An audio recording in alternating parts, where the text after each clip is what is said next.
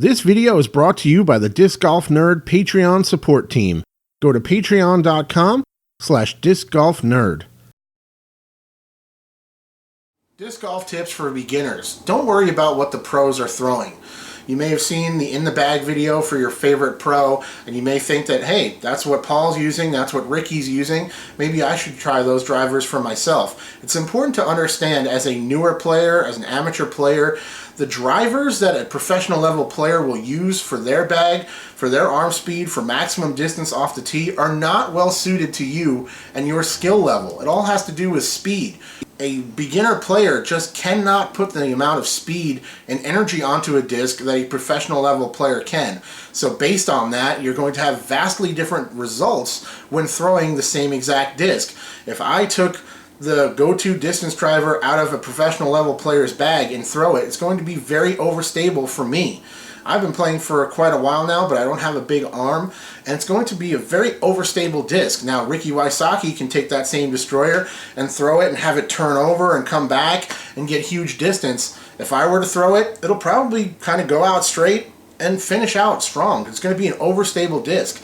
Those players throw with so much speed and energy that they need that overstable disc to be able to control that and maximize their potential with their given form and their ability. As a newer player, you're not going to have the same results. So it's important to stay away from kind of modeling your bag around what a professional level player throws, especially in terms of drivers. Now, if we're talking about putters and mid-ranges and stuff like that, Ricky's throwing a KC rock, sure, you can throw a rock, you'll be totally fine.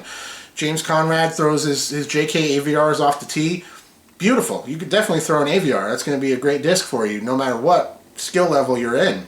Once you start talking about the drivers, that's when you're going to see the biggest difference. And it's important to stay away from those high-speed, overstable drivers when you are a newer player. You're not able to throw them with the same amount of speed that Paul McBeth can, that Eagle, that Simon can. So you're not going to get the same results. Again, a disc that Simon Lizotte throws for distance and can get to stand up and turn over and come back, that's a very overstable disc. He's doing that with like a PD2.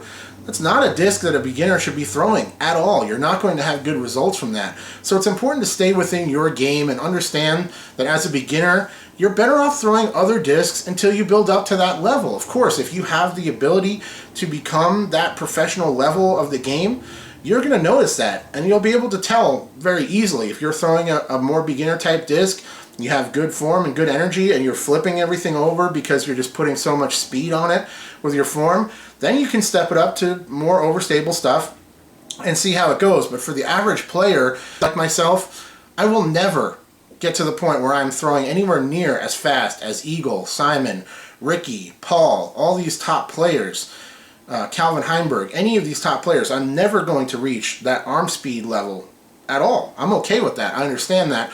So I tailor my bag to suit my throwing style and my ability. So don't worry about what the pros are throwing until you are closer to them in terms of skill. Obviously, you could get there. If you're an athletic person, you do the work, you can learn how to throw, you can set the foundations correctly, and you can build up to that level. But as a newer player, and for most normal people, you're not quite going to get to that level. So it's important to set up your bag with drivers that match your arm speed well and will fly the way you want them to fly for your skill level. And that's okay. That's part of the beauty of disc golf. There's so many different options. You can set up a bag that works well for you. Don't worry about what Simon's throwing. Don't worry about the distance driver that Paul likes to use until you have some speed and you know what you're doing. But as a beginner player, stay away from that stuff. Look at the putters that they're using, maybe some of the mid-ranges that they're using, and you can try some of those if you want to kind of have a little bit of that, mojo from your favorite player in your bag.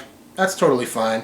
If you're a Ricky fan, maybe you want to throw a peg in there for your short approach shots. It's going to be an overstable disc for whoever throws it, but you don't want to worry about the beefy pop-top destroyers that he likes to throw off the tee, because they're not going to behave the same when you go out there and throw them.